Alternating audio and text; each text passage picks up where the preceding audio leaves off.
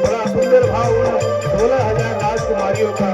और इस भाव को सुनकर भगवान दौड़ पड़े हैं उनकी रक्षा करने के लिए, क्योंकि वो सबके पति हैं, प्राणों के पति परमात्मा होते हैं।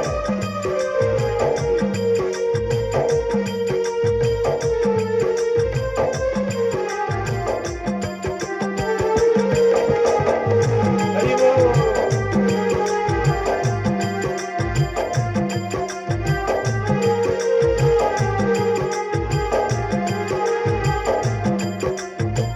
प्यारे मोहन छवि दिखला जा, प्यारे मोहन छवि दिखला जा, माधुर बंसी मधुर बजा जा, माधुर बंसी मधुर बजा, आजा क्यों तड़ पाए, आजा आजा क्यों तड़ पाए, आजा चरण तुम्हारी जी, गिरिवर धारी जी, जाए छिपे हो कहाँ हमारी बारी जी, जाए छिपे हो कहाँ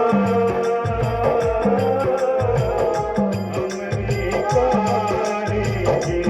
जय जय बांके बिहारी जी, जय जय गिरिवर धारी जी, जय जय बांके बिहारी जी, जय जय गिरिवर धारी जी, जय जय बांके बिहारी जी, जय जय गिरिवर धारी जी, जय जय बांके बिहारी जी, जय जय गिरिवर धारी जी। बांके बिहारी जी, गिरिवर धारी जी, जाए छिपे हो कहाँ हमारी पारी जी। तो सुंदर उन 16,000 राजकुमारियों ने अश्रुपात करते हुए भगवान द्वारकाधीश को पुकारा। और मैं पहले ही कहा था, भगवान भक्त वत्सल है, भगवान जो है ना भक्तों के वश में रहते हैं, क्योंकि भगत के वश में है भगवान। भगवान पहुंचे और उस भौमासुर का, नरकासुर का वध किया और उन 16,000 जो राजकुमारियां हैं उनको मुक्त किया। और भगवान ने कहा आप सब जो है ना अपने अपने घर चले जाओ। तो वो राजकुमारी जो है रोने लगी, प्रभु इतने समय तक हम यहाँ इस असुर के साथ रहे हैं, तो हमारा वर्ण कौन करेगा? अब आप हमारी रक्षा किए हैं तो आप वर्ण भी कीजिए, क्योंकि पति का अर्थ मैंने बताया था, जो रक्षा कर सके वही पति होता है, पति का था रक्षक। तो भगवान ने उनकी भी विनती स्वीकार की। तो 16,000 राजकुमारियों के साथ एक साथ पानी ग्रहण हुआ, एक ही मुहूर्त में हुआ। तो हम लोग मजाक में विनोद में कह देते लो ना जी, भगवान ने 16,108 किया तो हम 2-4 ही कर ले। तो एक बात बता दो, वो भगवान है सज्जन, हमारी उनसे तुलना नहीं हो सकती। लो बताओ, कर भी लो, 16,000 राजकुमारियां हैं, 16,000 शरीर आप लोग बना सकते हैं क्या? नहीं। तो ऐसी तुलना नहीं करनी चाहिए, तुलना करनी है तो करो। फिर भगवान ने 8 वर्ष की अवस्था में गोवर्धन जी को धारण किया था, आप कम से कम 400 क्विंटल पे उठा के दिखाओ। यदि बराबरी करनी ही है, शिव जी की बराबरी करनी है, तो बोलते बाबा की प्रसादी है जी, तो बाबा ने तो हलाहल विष भी पिया है सज्जनों, तो जरा प्रैक्टिकल करके दिखाओ, प्रयोग करके। यदि बराबरी करनी है तब की बात कर रहा हूँ। हमारे भोले बाबा तो लेते हैं जी भांग, मैं बता दूं, भांग तो लेते हैं, लेकिन एक शब्द और जो आप लोग यहाँ धुआं उड़ाते हैं, उससे सावधान रहे। हर कोई बचा भी नहीं सकता, और ऐसा है तो धतूरे का फल को खा के दिखा दो, बोराय हो जाओगे। तो भगवान से तुलना नहीं करना चाहिए। धतूरे का फल जो होता है कांटे वाला, उसका बीज को खा कर दिखाओ और पचा कर दिखाओ।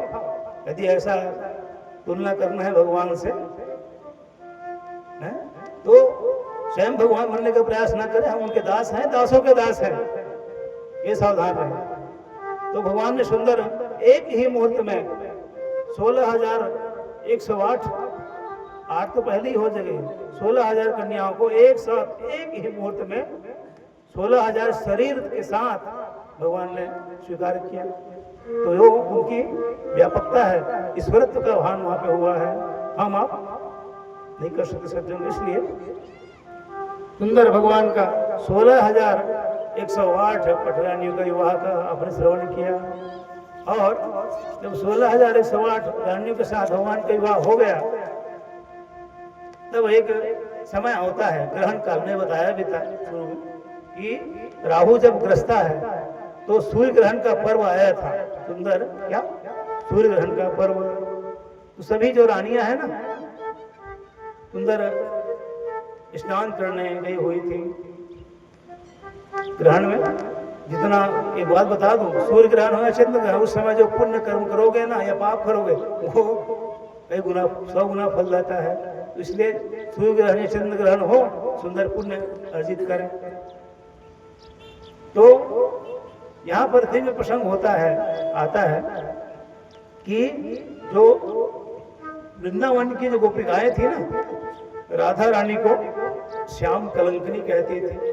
श्याम कलंकनी अर्थात हमारे कान्हा पे ये कलंक लग गई है। राधा चिढ़ाते थे राधा रानी को, ये बिना विवाह किए हुए कन्हैया को अपना पति मानती है। मैंने कथा में कहा भी था कि भगवान और राधा जी का विवाह भगवान ब्रह्मा ने कराया, गर्ग संहिता में वर्णन आता है। यहाँ प्रमाण दिया, भगवान ने दिलाया प्रमाण कि राधा रानी पर आक्षेप लांछन लग रहा था श्याम कलंकनी का। तो सुंदर वहां 16,000 रानियां भी थी, द्रौपदी भी आई हुई थी, सब लोग आए हुए थे। सबने अपना अपना विवाह का प्रसंग सुनाया। तो द्रौपदी ने पूछा, बहन थी तो भाभी लगती सभी 16,108।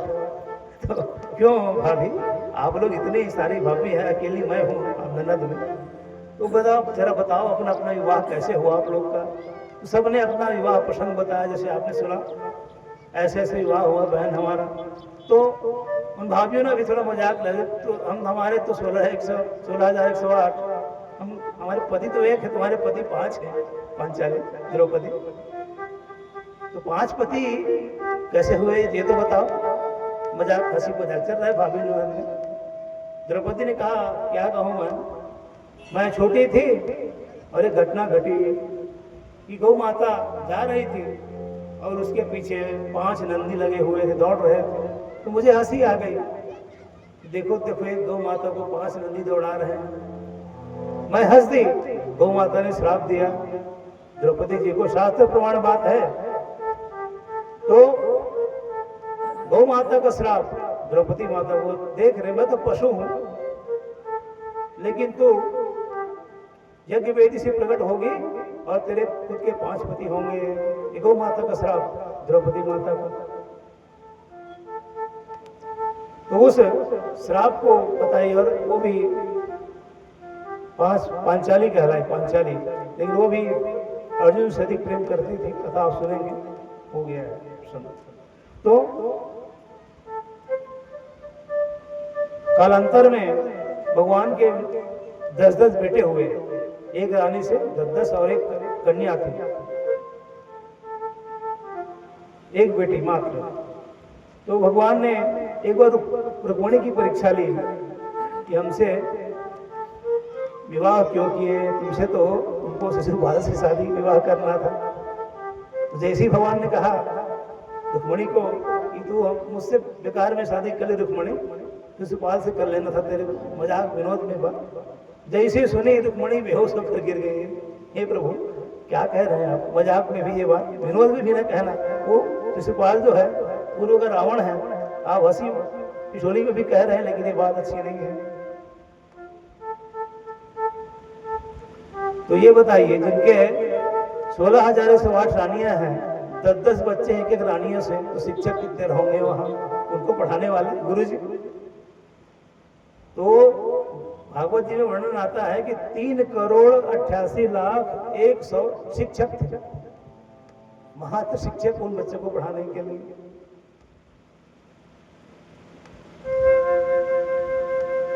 तो जब समय आता है कि अनिरुद्ध जी, जो प्रद्युम्न जी के पुत्र हुए अनिरुद्ध, उनका भी विवाह बताया गया है श्रीमद् भागवत जी में। किससे हुआ? तो जो रुक्मणी का भाई था रुक्मी, उसकी नातिन उषा नाम की, उससे उनका विवाह हुआ। कौन थी वो उषा? बाणासुर की बेटी। बाणासुर की बेटी थी उषा। क्योंकि स्वप्न में ना उनको एक स्वप्न आया, तो उनकी सहेली थी चित्रलेखा नाम की। और जब उषा ने स्वप्न में अनिरुद्ध जी को देखा, तो मन ही मन संकल्प कर ली कि मैं उन्हीं का वर्ण करूंगी। क्योंकि चित्रलेखा जो है कलाकार थी, चित्र बनाती थी। तो सबसे पहले उन्होंने बनाया भगवान द्वारिकापुरी का, द्वारिकाधीश का चित्र। और जब पूछा उषा से, क्यों बहन, ये यही है क्या जो स्वप्न में आए थे? नहीं नहीं, ये नहीं है, बिल्कुल इससे थोड़ा मिलता जुलता चेहरा था उनका। तब किनका कृति बनाई, तस्वीर, फोटो बनाई प्रद्युम्न जी का। और जब पूछा कि ये था क्या स्वप्न में? नहीं नहीं, बिल्कुल थोड़ा सा फर्क पड़ रहा है, ये भी नहीं था। उसके बाद अनिरुद्ध जी का जैसे ही फोटो बनाई, चित्रलेखा ने तस्वीर बनाई, उषा ने कहा हाँ, ये बिल्कुल यही, इसी को मैंने स्वप्न में देखा था और इसी को मैं अपने पति रूप में वर्ण करूंगी। जैसे ही कहा, तो जो चित्र लिखा है वो बड़ी मायावी भी थी, माया जानती थी। तो गई वहां, पहरा लगा था। किसका पहरा था? द्वारकापुरी में सुदर्शन का पहरा। कि जैसे रामचरितमानस की चौपाई आती है हनुमान जी के लिए कि राम द्वारे क्या है, तुम रखवारे वो धना गया बिनु पैसारे। राम जी के दरबार में भी कौन बैठे? हनुमान जी। द्वारकापुरी में, द्वारकाधीश के द्वार में कौन खड़े हैं? सुदर्शन जी महाराज पहरा देते हुए अनिरुद्ध जी की सुरक्षा के लिए। क्योंकि पहले ही प्रद्युम्न जी का हरण हो चुका था, तो सावधानी। दूध का जला छाछ को भी फूक फूक के पीता है ना? इसे कथा आती है, एक बड़ी विचित्र कथा है कि दृष्टांत देकर समझाया जाए तो बेहतर है। ऐसे एक सेठ जी के यहाँ ब्राह्मण देवता गए। सुंदर, यहाँ भी बहुत अच्छा लगता है, भाव देखता हूँ। जब से मैं आया हूँ, है ना, 17 तारीख को आया हूँ और 17 से आज 23 हो गया। इतने दिन बीत गया, लगा ही नहीं कि मैं अपने बेमेतरा से या झिरिया से बाहर हूँ। बिल्कुल अपनत्व, तो बिल्कुल जहाँ भी राम लेख राम भाई जी के यहाँ निवास है हमारा, उस घर में सुंदर गोरस, गौ माता का दूध मिलता है ठाकुर जी भोग लगाने के लिए। तो उसी प्रकार एक ब्राह्मण जी एक सेठ के यहाँ गए, तो पहले तो पानी दिया जाता है नियमतः, पानी दी, ब्राह्मण ने पिया और सुंदर दूध लाई, खौड़ी का पका पका दूध, और उस ब्राह्मण को सुंदर भेंट करी। खौड़ी का दूध था, ऊपर में जो जम गया था, क्या बोलते हैं उसको, मलाई, साढ़ी बोलते हैं, मलाई, मलाई जमा हुआ था। तो उन माँ के मन में था कि मलाई गिर न जाए, मलाई को देने का मन नहीं था। और जब उस मटके से, काले कलर का जो मटका होता है, खौड़ी से जैसे डाल रही थी दूध को, तो मलाई भी गिर गया। तो उसके मुंह से क्या निकल गया? तो होता है निकल गया, होता है, आप लोग के मुंह से भी निकल जाते, कुछ गलत हो जाए तो। उस सेठानी के मुंह से निकल गया, मतलब मलाई को देना नहीं चाह रहे थे, वो मलाई गिलास में गिर गई। तो ब्राह्मण ने कहा मैया ये दूध मेरे लायक नहीं है, मैं नहीं पी सकता इसको। डर गई, क्या हुआ भगवान, ब्राह्मण देव तो नाराज हो गए, क्यों नहीं पिएंगे? क्या बताऊं ब्राह्मणी, उसमें तो ऊहू है, उसमें ऊहू गिरा हुआ है, तो मैं ये ऊहू को नहीं पी सकता। दूध होता तो अवश्य पीता। ये आपका मन फिर याद आ गया। तो भाव होना चाहिए। जैसे उस दिन हमारे पाकाचार्य जी बढ़िया दूध का भोग लगा दिए थे, मुझे पता नहीं था, और हमारे वैदिक जी लोग माता जी की सेवा में माए चले गए थे, मुझे पता नहीं था कि भोग लग गया है। लेकिन गुड़िया जो है केत की क्या नाम, गोमती जो भी नाम है, गोमती, तो मैंने कहा बेटा दूध आज ठाकुर जी के नहीं पहुंचा है। बड़े सुंदर भाव से, निर्बल भाव से, हाँ हाँ गुरु जी पहुंचाती है। वो देखी होगी कि वहाँ एक गिलास रखा है, उसके बाद भी वो दूध रख के आ गई। ये भाव है। मैं कहना ये चाह रहा हूँ कि भगवान के प्रति ना समर्पण होना चाहिए। वहां पे एक गिलास पहले ही रखा था, वो चाहती तो वापस ले जा सकती थी, लेकिन नहीं, आया तो वो रख दी थी। ठीक है, ठाकुर जी दूध पीते हैं, उस दिन शिव जी भी पी लिए हैं, क्योंकि वहां पर दो हरि और हर दोनों की पूजा नित्य हो रही है आपके घर में। लेख राम जी, ये आपको सौभाग्य है, और आपका ही नहीं, आप तीनों भाई को सौभाग्य है कि तीनों को घर में ठाकुर जी जाते हैं, रोज जाते हैं, आते हैं तब भी जाते हैं, जाते हैं तब भी जाते हैं। और विशेषकर आपको सौभाग्य है कि आप यहाँ 24 घंटे वहाँ कन्हैया जी विराजमान रहते हैं, शाम सदा शिव जी। और वो शिवलिंग सामान्य नहीं, हमारे जगत गुरु शंकराचार्य द्वारा पूजित शिवलिंग है, नरवेश्वर शिवलिंग। और भाई अजय जी ने आज उसका प्रत्यक्ष दर्शन किया है, उसमें प्रत्यक्ष शिव जी की मूर्ति बनी हुई है। चंदन नहीं लगा था आज, तो उस समय आए थे, इसलिए रिलसिलवा के बिहारी लाल की जय। भाव की शुद्धता होनी चाहिए। तो अनिरुद्ध जी का हरण करके लाने के बारी आई, तो वहां पहरा लगा था सुदर्शन का, तो नारद जी को बुलाया गया सुदर्शन को भटकाने के लिए, तो ध्यान भटकाने के लिए। तो नारद जी ने कहा क्यों सुदर्शन तू इतना पाप करता है रे, कितने लोग का मस्तक काटा होगा महाभारत के रण संग्राम में, थोड़ा सत्संग कर ले, अपना पाप धो घटा ले। सुदर्शन जो है, क्योंकि नारद के बाद में जो आया वो फंसा, नारद जी की बात में जो आ गया वो फंसा। और नारद का अर्थात किसी के काम को रद्द न होने दे, वो नारद है। नारद जी की कोई सामान्य ऋषि नहीं, देवर्षि बोला गया है। एक हुए देवर्षि, एक हुए ब्रह्मर्षि, है ना। देवर्षि होना कोई सामान्य बात नहीं। तो सुंदर उपदेश प्रवचन सुनाने लगे। एक भजन गाए, भजन को भी आधा ही गाया। जैसे ही ध्यान भटका सुदर्शन का, चित्त लेखा जो है पलंग के सहित अनिरुद्ध जी को ले गई हरण करके। और हरण हुआ वो हाहाकार मच गया, देखो देखो प्रभु प्रद्युम्न जी को हुआ था, तो हमारे लल्ला अनिरुद्ध का भी हरण हो गया। तब भयंकर युद्ध हुआ, क्योंकि वाणासुर जो है शिव जी के पुत्र में गिनती थी, परम भक्त थे ही। तो वाणासुर की ओर से कौन युद्ध कर रहा है? देखिए यहाँ पर हरि और हर में युद्ध हो रहा है ना। वाणासुर की ओर से भगवान शिव जी, और इधर से भगवान द्वारिकाधीश, दोनों ओर से युद्ध हो रहा है। अब विजय किसकी होगी ये विचारणी है। दोनों एक दूसरे के स्वामी हैं। भगवान शिव भगवान नारायण को प्रणाम करते हैं, और नारायण भगवान शिव को। तो भक्त की रक्षा के लिए भगवान जो है नारायण से भी युद्ध कर रहे हैं, बोले बाबा। तो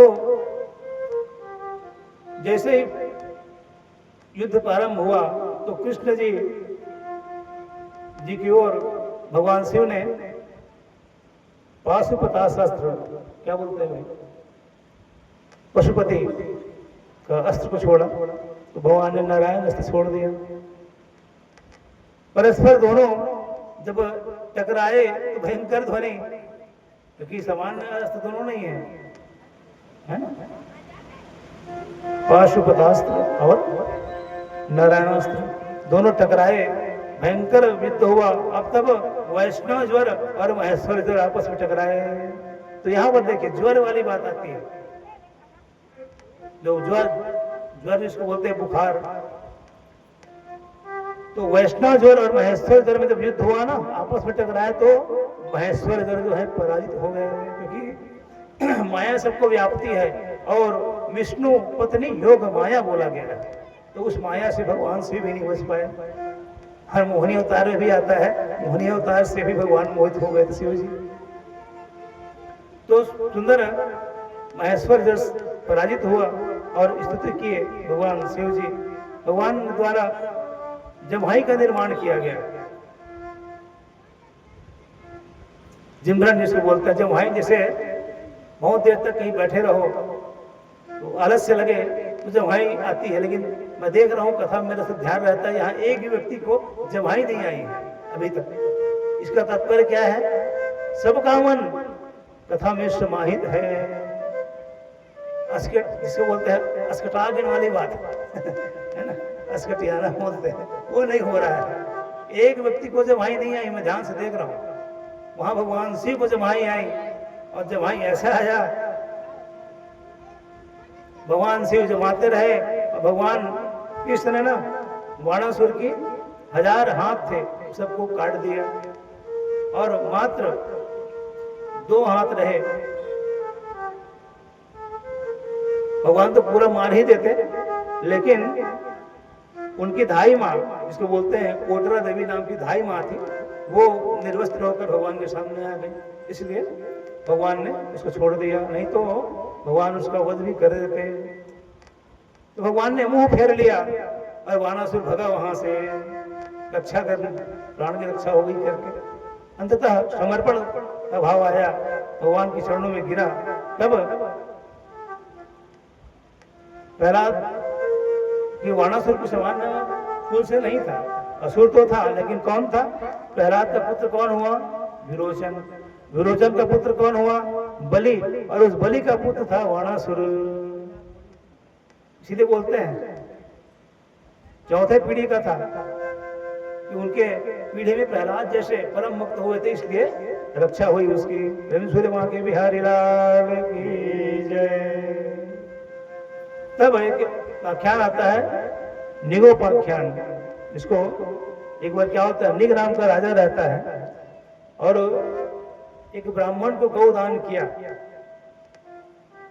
जैसे किसी कोई व्यक्ति ब्राह्मण को गौ दान करता है और उस गौ माता को आदत क्या रहती है अपने घर आने की, तो वो गौ माता को ऐसे ही छोड़ दिया, तो वो पुनः उसी राजा के यहाँ आ गई और उसी गौ माता को कोई दूसरे ब्राह्मण को राजा दान कर दिए।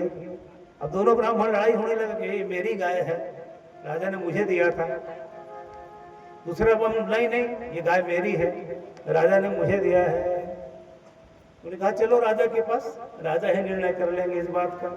अब राजा फंस गए बेचारे, इधर देखे तो वो ब्राह्मण नाराज होए, इधर देखे तो वो ब्राह्मण नाराज आए। तो अपने सिर को वो ब्राह्मण के क्यों राजा, ये गाय मेरी है ना, तो ऐसे करे, मुंह से ना बोले, केवल मस्तक ऊपर नीचे। और जो दूसरा ब्राह्मण बोले क्यों राजा, ये गाय तुमने आज मुझे दी है ना, उधर भी हाँ करे। तो जब ब्राह्मण ने देखा, दोनों ब्राह्मणों ने देखा ये कैसा मूर्ख राजा है, ये ब्राह्मण बोलता तब भी सिर हिला रहा है, ये ब्राह्मण बोलता तब भी सिर हिला रहा है, श्राप दे दिए दोनों ब्राह्मण। जा रहे तेरे को गिरगिट का योनि में जाना पड़ेगा। गिरगिट कैसे करता है वो, याद है ना? मैं देखिए भागवत जी ऐसा ग्रंथ है सज्जनों, इसमें सबका समावेश है। गिरगिट को क्या बोलते हैं आप लोग? अपने छत्तीसगढ़ी भाषा में गिरगिट ही कहते हैं। लोग कहते हैं गिरगिट की तरह रंग बदलता है। तो वो राजा निक को गिरगिट की योनि में जाना पड़ा। इसलिए सावधान रहें, ब्राह्मणों को दान देना तो सावधानी पूर्वक करें। सूर्य मां के बिहारी लाल की जय।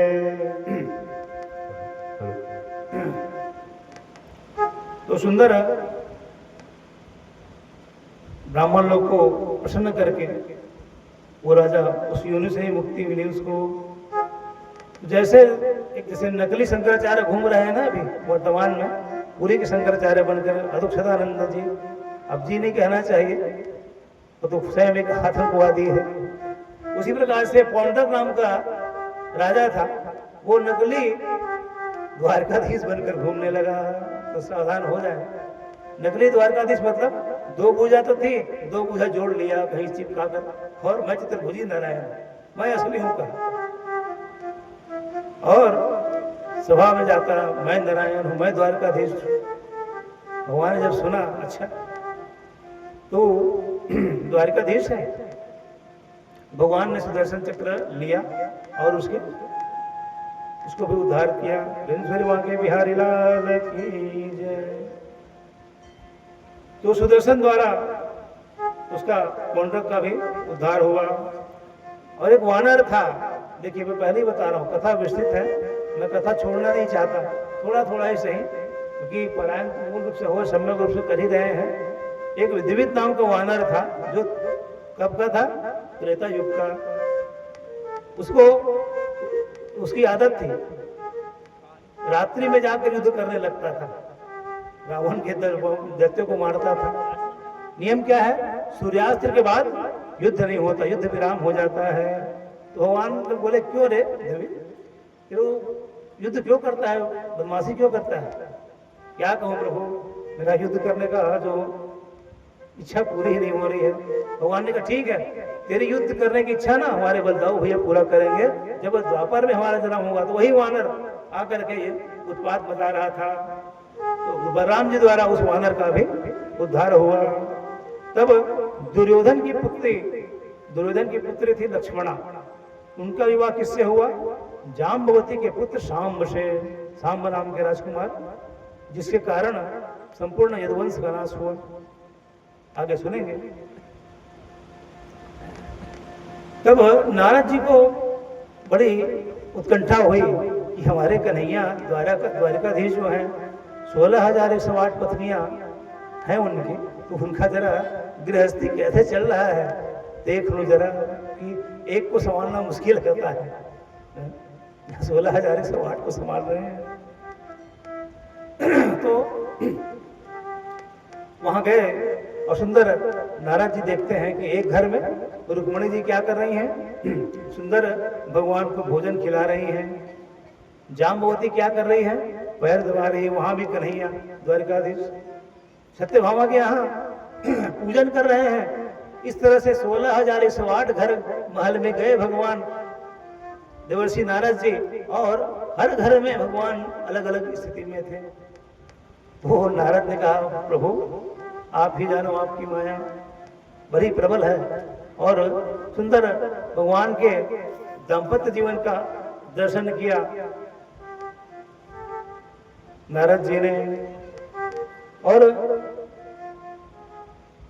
जब बात आती है, भगवान ने विचार किया, सब दैत्य जो मारे गए हैं, एक बच गया है जरासंध, जो है 17 बार आक्रमण किया था। भगवान उसके लिए जब काले वन पीछा किया तो रण छोड़ बनकर भागे थे। भगवान ने देखा जरासंध का भी उद्धार करना आवश्यक है। तब अर्जुन, भीम और भगवान कृष्ण, जरासंध भी दानी था ना, वो शिव जी का पूजन करता था, और पूजन से निकलने के पश्चात जो उनसे मांग दे वो देते थे। पूजन शिव जी का अभिषेक किए जरासंध, और जब निकले मंदिर से, सामने खड़े थे कृष्ण रूप में भगवान द्वारकाधीश जी और भीम और अर्जुन। तो पहले क्षत्रिय धर्म क्या है, शत्रु विजय कार्य ना, तो रण क्षेत्र में जाना चाहिए, इसकी जो भी हो। तो सबको दान किए। जब बारी आई द्वारकाधीश की, भगवान ने कहा, हमको कोई धन नहीं चाहिए, हम आपसे युद्ध करना चाहते हैं। और कैसा युद्ध? तो मल्ल युद्ध, अर्थात जानते हैं भुजा से भुजा थाप मार के युद्ध करना है, भुजबल से मल्ल युद्ध करना है। भगवान ने देखा, अरे रण छोड़, तू रण छोड़ के भागा था, तेरे से युद्ध करूंगा मैं, तू भगौड़ा है, तेरे से युद्ध नहीं करना है मेरे को। और ये अर्जुन, ये मेरे लायक नहीं है। यहाँ ये जो खड़ा है भीम, ये जरा थोड़ा मेरे बराबरी का दिख रहा है। आप दोनों को फेल करता हूँ, इसको पास करता हूँ, युद्ध करूंगा मैं भीम से। और बहुत सौभाग्य की बात है, हमारे प्रिय जो तबला वादक है उनका भी नाम भीम ही है, तो वज्रांग शरीर उनका भी है। बहुत बहुत ही सरल स्वभाव के हमारे भैया जी, पहली मुलाकात है लेकिन बहुत ही सरल भाव के, क्योंकि जो जिस संगति में रहता है ना उसका फर्क पड़ता है। भाई सुनील से तो बहुत पहले से परिचय है, उनके सानिध्य में है तो उनका प्रभाव पड़ेगा, क्योंकि वातावरण का प्रभाव पड़ता है। वो स्वयं भी मृदुल स्वभाव के हैं, तीनों भाई जी, संधु जी भी और भीम जी भी, सुनील तो भाई हैं। तो सुंदर युद्ध हुआ, और सुंदर क्या भया हुआ युद्ध हुआ। भीम पर जब प्रहार पड़े ना जरासंध का, तो वो कराह डालता था भीम, कन्हैया कुछ करो, ये तो मार डालेगा मेरे को। तो 27 दिन तक युद्ध चला। कितने दिन? 27 दिन तक युद्ध चला, लेकिन जरासंध जो है मारा नहीं जा रहा। तब भगवान ने इशारा किया, एक लुकड़ी लिया और 2 भाग में बांटकर फेंक दिए, ऐसे संकेत किया भीम को। उसका जंघा बड़े प्रबल पूरा बल लगाकर भीम जी ने एक पैर में दबाया जांग और एक हाथ से फाड़ करके फेंक दिया एक ही दिशा में। तो एक ही दिशा में फेंके ना तो पुनः जुड़ करके वो जीवित हो गया जरासंध। तो भगवान समझ गए, अरे मेरे से भी चूक हो रहा है, मेरे से भी ये थोड़ा ये गिरेगा है बाकी भी हर जैसे। तो सुंदर भगवान ने इशारा किया, एक लुकड़ी ली और पुनः बीज से खंडित किया और परस्पर विपरीत दिशा में फेंकने का इशारा किया। और जैसे विपरीत दिशा में फेंका, जरासंध की मृत्यु हो गई। और इस प्रकार से जरासंध को भी भगवान ने भीम के माध्यम से उसको भी मुक्ति प्रदान की। के बिहारी लाल की जय। और जब जरासंध मारा गया तो कारण क्या था कि वो बार बार जुड़ जाता था। तो ना उसको जरा नाम की राक्षसी ने जोड़ा था। अब कारण बृहद नहीं जाऊंगा कथा में, क्योंकि हरि अनंत हरि कथा अनंता। अभी सुदामा जी का चरित्र है, बहुत सारी कथा शेष है। सुंदर यज्ञ का आयोजन किया गया पांडवों द्वारा। जरासंध एक ही शत्रु बचा था तो वो ही मारा गया। तो अब सुंदर राजसूय यज्ञ का आयोजन हुआ। अलग अलग यज्ञ होता है, रुद्र यज्ञ होता है, रामचरित मानस यज्ञ होता है, अश्वमेध यज्ञ होता है। तो इसी प्रकार से राजसूय यज्ञ हो रहा था। तो कार्य विभाग बटा, जैसे यहाँ भागवत हो रहा है तो इस आयोजन के मुखिया भूखन जी ने सबको विभाग बांटा है कि 2 भाई को बोल दिए, बढ़िया आप लोग कथा सुनो। लेकिन बड़े का दायित्व क्या होता है, वो भले बेचारे कथा नहीं सुन पा रहे हैं, अपने काम में लगे हुए यहाँ वहां, लेकिन तुमने छोटे भाई को यहाँ बैठा दिया है ना। प्रेम है, ऐसा नहीं। बड़ा भाई डांटे वो भी उनका प्रेम ही है। तो कल कह भी रहा था कि जो मूर्ति जो है, जो कोई पत्थर की मूर्ति है, उसको वो छीनी और हथौड़ी का जो दर्द को महसूस न करे तो मूर्ति नहीं बन सकती है ना। तो वो भैया बड़े भैया हैं आपके, आपको वो डांट रहे हैं तो वो उनका अधिकार है। बड़े पिता होते हैं भाई, मतलब बड़ा भाई पिता तुल्य होता है ना। तो देखिए यहाँ नहीं बैठे हैं वो, लेकिन काम में लगे हुए व्यवस्था में। और मैं देखता हूँ उनको भान भी नहीं रहता, क्या कपड़ा पहना, सुंदर कपड़ा पहन भी रहते हैं बेचारे, जैसे हम वैसे घूमते रहते हैं। ऐसा सरल स्वभाव है भूखन जी। तो बड़ा भाई का कर्तव्य, बड़ा होना बड़ी जिम्मेदारी भी लाता है ना। तो बड़े ही सुंदर भाव से लगे हुए हैं इस आयोजन की सफलता में, और माता बलदेव की कृपा से उस सफलता को प्राप्त भी होगी, ऐसा मेरा भाव है। तो भीम को पहले सौंपा गया क्या, पाकशाला, अर्थात भोजन। जो खाता है ना वही खिला सकता है, समझ रहे बात को। जो भोजन कराता है ना अधिक, वही खिला भी सकता है। और जो स्वयं कंजूस हो वो क्या खिला पाएगा। इसलिए पाकाचार्य भोजन भट्ट बनाया भीम जी को, पाकशाला अब क्या आता है, कोषाध्यक्ष, जिसके पास पैसा वाला डिपार्टमेंट, उसको किसको बनाया? दुर्योधन को। तो जैसे भीम ने सुना, परस्पर शत्रु थे, अलग अलग ही भाई हैं, लेकिन दुर्योधन जो है द्वेष भाव रखता था।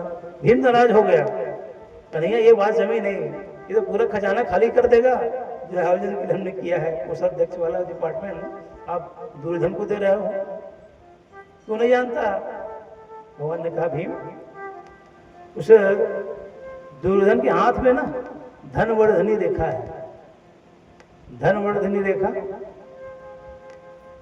और जितना खर्चा करेगा ना उतना 4 गुना बढ़ेगा रे, इसलिए उसको कोषाध्यक्ष बनाया गया है। वो चाहेगा, खर्चा करेगा, तो यदि वो 1 रुपया खर्चा करेगा ना तो 4 रुपया बढ़ेगा, 4 गुना बढ़ेगा, तो इसलिए तो उसकी चिंता मत कर। धनवर्धनी रेखा दुर्योधन के हाथ में है। सहदेव जी को क्या दिया? पूजन का काम, जैसे अतिथि आते हैं उसका पूजन सत्कार सहदेव जी। द्रौपदी को परोसने का, है ना, भोजन कराने का डिपार्टमेंट द्रौपदी को दिया गया विभाग।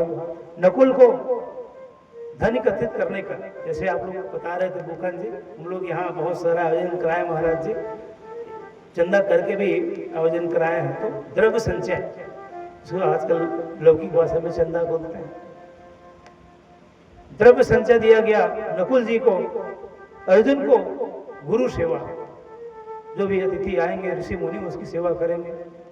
और भगवान कृष्ण ने, देखिए यहाँ देखिए बड़ी बात, साक्षात स्वयं जगत पिता नारायण क्या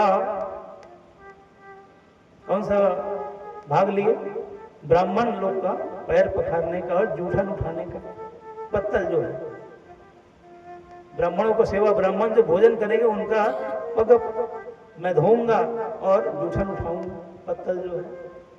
अब अंत में आया कर्ण की बारी, तो कर्ण को दिया दान का विभाग, क्योंकि कर्ण के समान दानी मैंने उस दिन बताया भी कोई और नहीं है। तो जब यज्ञ सफल हुआ ना, दुर्योधन इतना खर्चा करता था, पूरा खजाना खाली करता था, 4 गुना भर जाता था, तो दुखी हो गया, मैं क्या करूं, इतना प्रयास करता हूं, पैसा पूरा खर्च कर दूं, लेकिन 4 गुना बढ़ रहा है, दुखी था। तो दुखी तो था ही, भगवान ने सुंदर भवन भी बनवाया था, मैं दानव से मायामय भवन, और उसमें विशेषता क्या थी? जल में स्थल दिखे और स्थल में जल दिखे। तो दुर्योधन जो है ऐसे देखते देखते जा रहा था, नीचे नहीं देख रहा था, क्योंकि जल में स्थल बोला मैं, जल था, लेकिन दुर्योधन को लगा वो स्थल है, धड़ाम से पानी में गिर पड़ा। जैसे ही गिरा, द्रौपदी जो है खिलखिला के हंस पड़ी और एक दुर्वचन कही कि अंधा का बेटा तो अंधा ही निकलेगा। ये देखिए, इसलिए बोला जाता है वाणी जो है सोच समझ के बोला जाए। क्या बोल दी? अंधे का बेटा अंधा ही रहेगा। देखिए कितनी बड़ी बात है। दुर्योधन को वो बात चुभ गई। अच्छा, द्रौपदी मेरी बहू लगती है, जैसा भी हो बहू है। दुर्योधन बड़ा था ना, बहू है, तो वो बात चुभ गई और इसी कारण से द्रौपदी का अपमान भी हुआ भरी राजसभा में।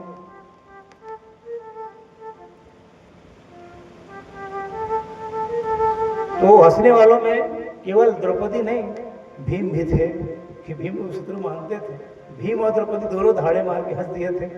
तो दुर्योधन जो इसी कारण से भीम को अपना शत्रु मानता था। शत्रुता तो बचपन से थी, फिर भी और बढ़ गया। तो भगवान ने जो तीसरे जन्म में दैत्य था कंस और दंतवक्त, तो दंतवक्त को भी भगवान ने मुक्ति प्रदान की। इस प्रकार से 3 जन्म का जो प्रमाण था राक्षस होने का, जय विजय को वो पूर्ण हुआ। पहले जन्म में हिरण्यकश्यपु और हिरण्याक्ष, दूसरे में रावण और कुंभकर्ण, तीसरे में कंस और दंतवक्त। जैसे ही दंतवक्त को मारा, जय विजय, जय तो पहले ही आ गए थे कंस को जब मारे, विजय भी उनके चरणों में समाहित हो गया। वहां के बिहारी जी के, द्वारिकाधीश जी के।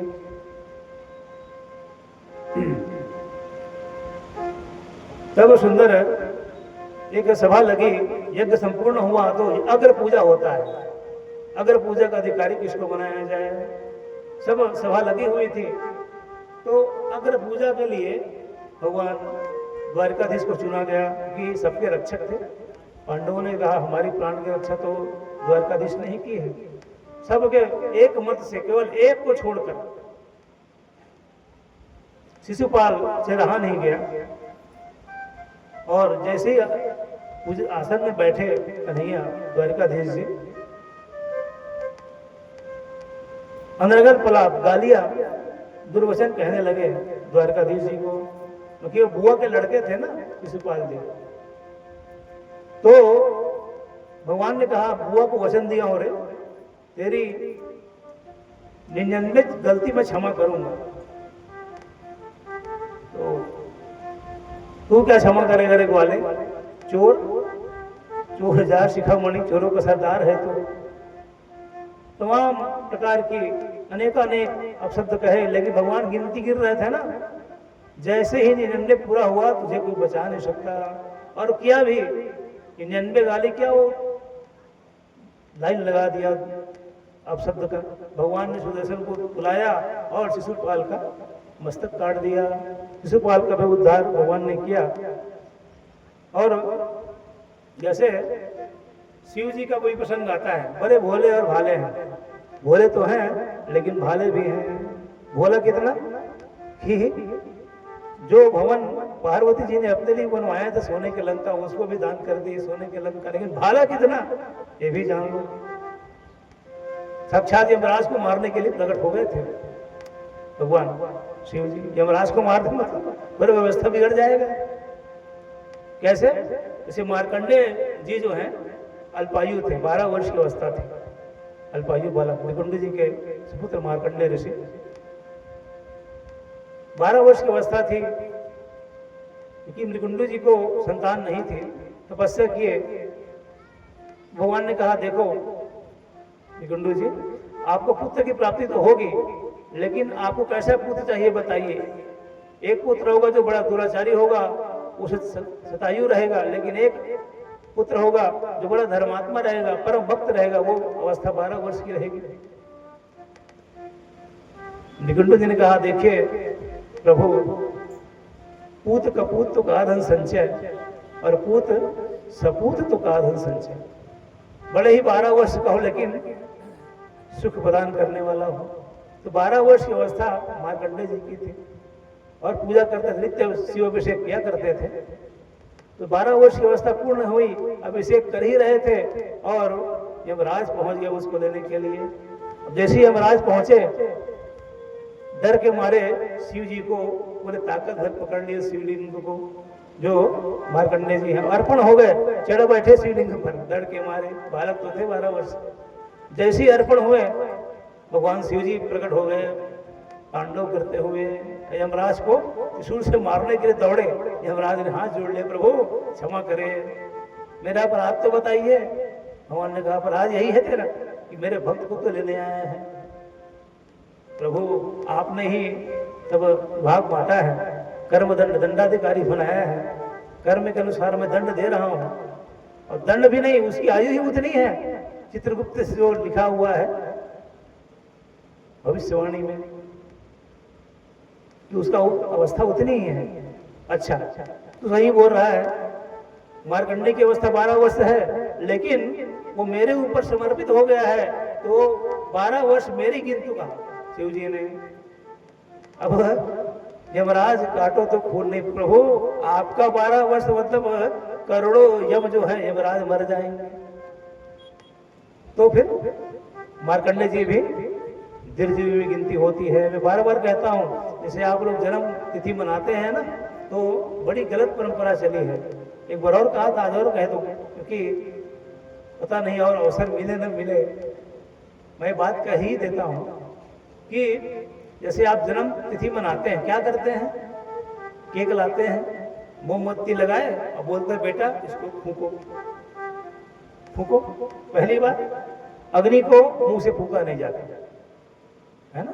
जैसे माताएं बैठी हुई, तो नहीं बताया था, आज ही बता दूं कि अग्नि को आंचल से ऐसे अचरा से ऐसे फूका जाता है, आप लोग को पता होगा माताओं। तो 8 दीर्घजीवी मैंने 8वें नंबर में मार्कंडे जी हैं,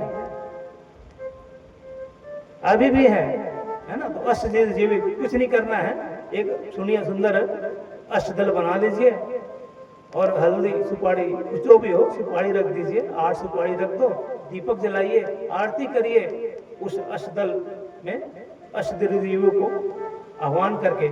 मंत्र क्या है?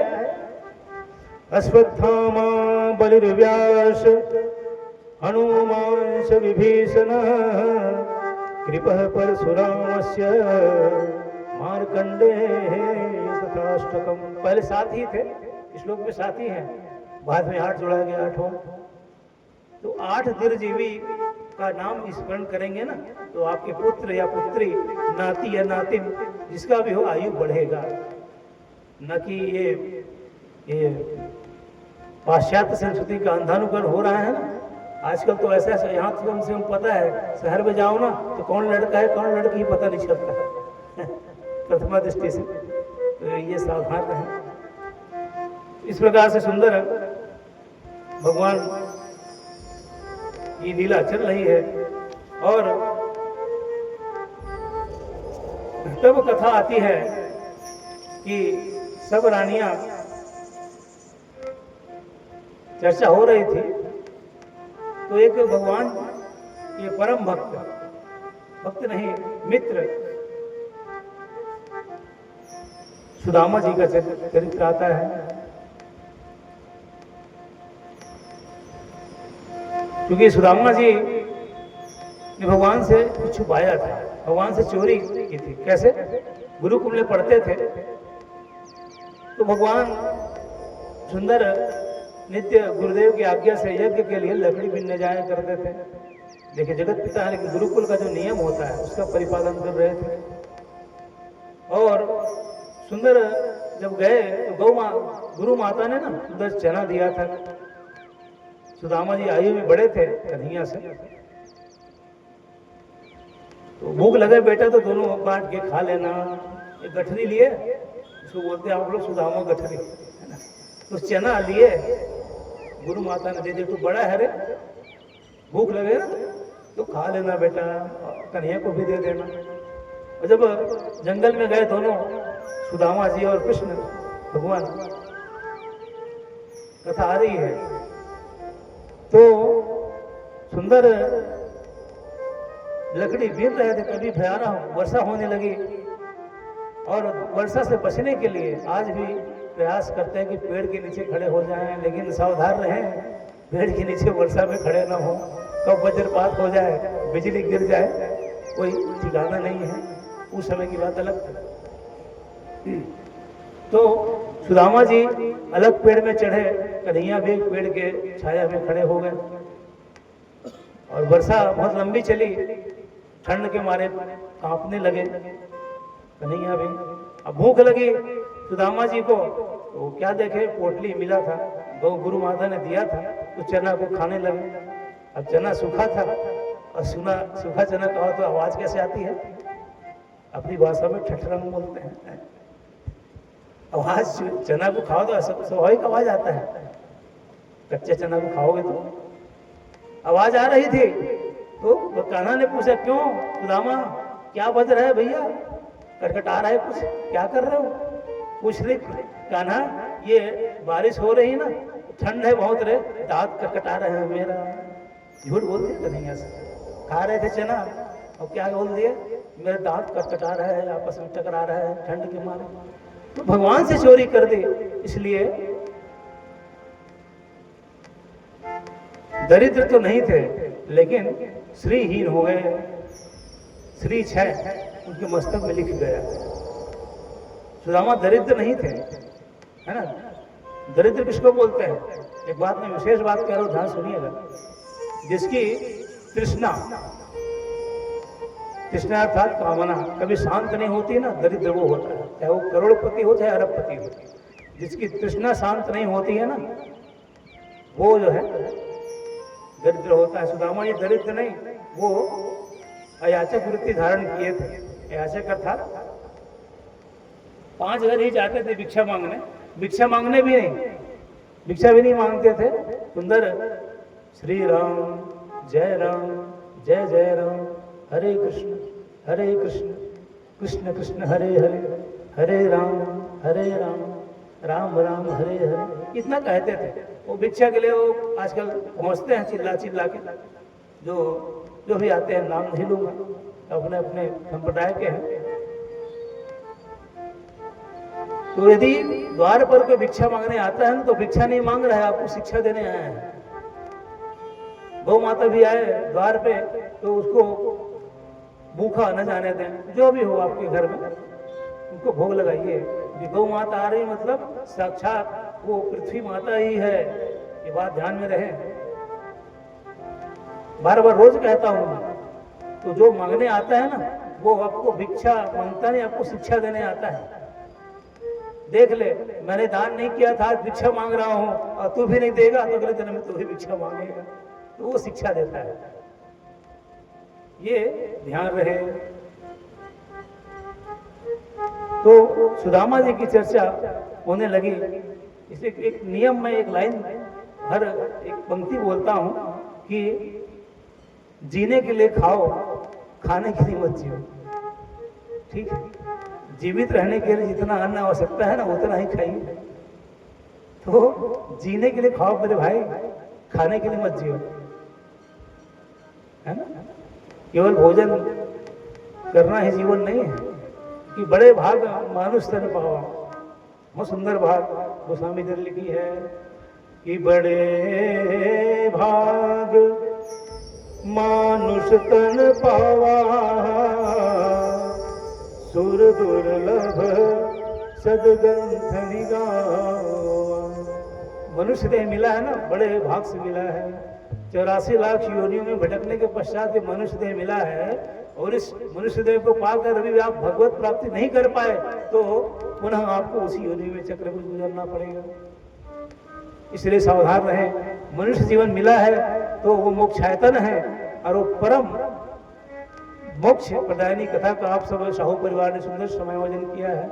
जो आपके पूर्वज आपके संभवतः दादा हैं कुशोराम साहू जी, आचार्य देवी, जो भी यहाँ माता है, इनकी फोटो आपने रखी है।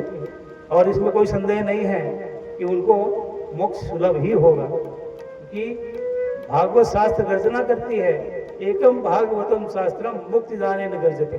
गर्जना करती है कि आओ रे सामान्य, इस संसार के जीवो, मेरे शरणागत हो जाओ, मैं तुम्हें मोक्ष प्रदान करने की गर्जना बोल रहा हूँ ना। वहां सामान्य बात गर्जना कर रही हो भागवत जी भगवान। क्योंकि आप लोग कल गीता होगा तो गीता में सुनेंगे कि भगवान ने अर्जुन को जो उपदेश दिया था वो सुंदर आप लोग श्रवण करेंगे। यहाँ सुदामा जी की स्वांतः सुखाय रघुनाथ का था। एक बात समझिए, स्वयं के सुख के लिए भागवत कहते थे। वो अपने घर में ही अपने बच्चों को सुनाया करते थे कि कहते हैं जो दिखता है वो बिकता है। सुदामा जी को कोई बुलाता नहीं था कथा कहने के लिए, तो वो बेचारे अपने बच्चों को बैठाते थे। अपनी पत्नी, उनकी पत्नी के नाम था सुशीला, 4 बच्चे थे, एक पत्नी थी, और बच्चों को ही सुंदर भागवत का श्लोक सुनाया करते थे। और सुनाते सुनाते एक दिन निकल गया उनके मुख से कि मेरे मित्र द्वारकाधीश हैं। मेरे मित्र कौन है? द्वारकाधीश है। और जैसे ही कहा कि मेरे मित्र द्वारकाधीश हैं,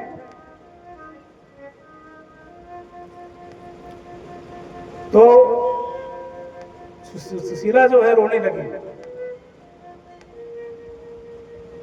कि प्रभु आपके मित्र द्वारकाधीश हैं,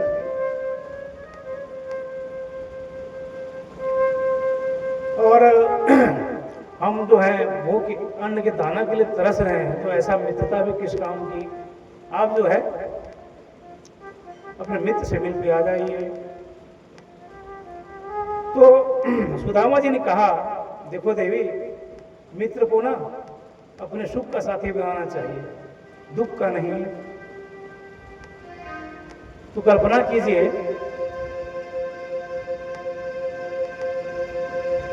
सुदामा किसी के यहाँ एक बराबर कपड़ा भी नहीं था, एक जात का चावल भी नहीं था। तो सुशीला जानते थे कि जो कन्हैया के पास जाएंगे ना तो ये बताएंगे नहीं। भाभी थोड़ा समझदार थी, पता था सुशीला जो है समझदार थी। कन्हैया ने कहा आगे कहेंगे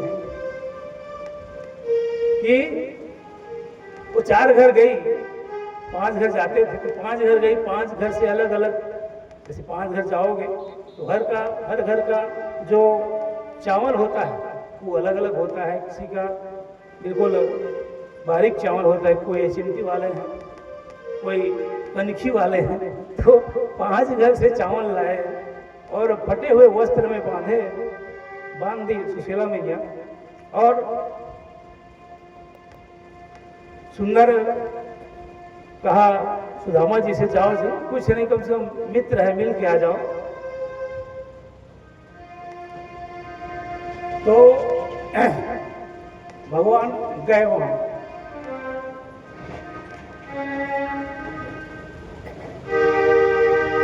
सुदामा जी चले भगवान द्वारकाधीश से मिलने, और बड़ी गर्मी थी, वृक्ष के नीचे बैठ गए सुदामा जी।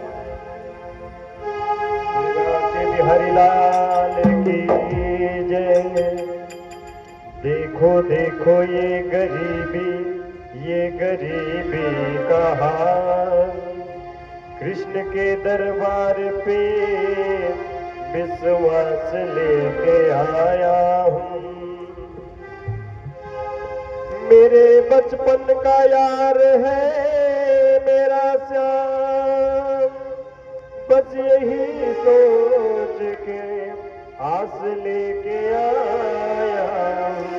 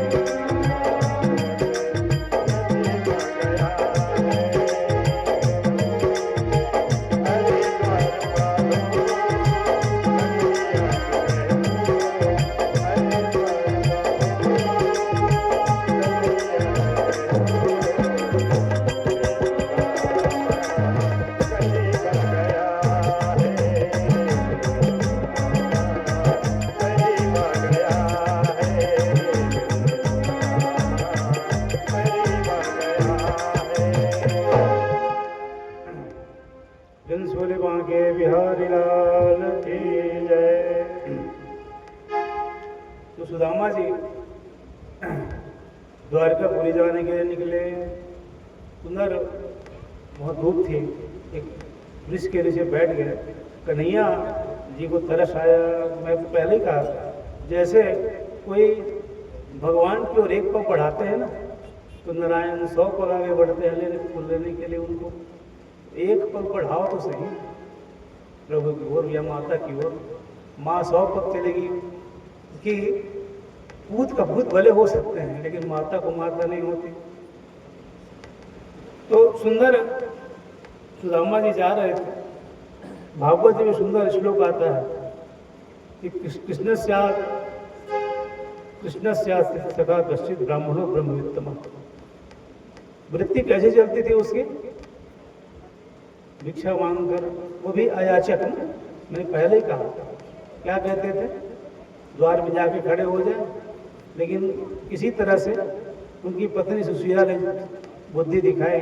5 घर से चावल ली, क्योंकि 5 घर का चावल अलग अलग प्रकार का था। तो जो कन्हैया देखेंगे ना द्वारकाधीश, तो समझ जाएंगे कि उनकी घर की स्थिति क्या है। और कपड़ा भी फटा हुआ था, तो अपना साड़ी का आंचल फाड़ के उसको बांध के दी थी, पोटली बनाकर।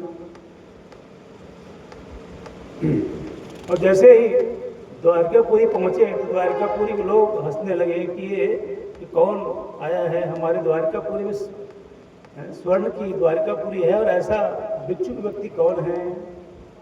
और जब द्वारपाल के पास पहुंचे सुदामा जी, उन्होंने कहा कि द्वारकाधीश से मिलना है।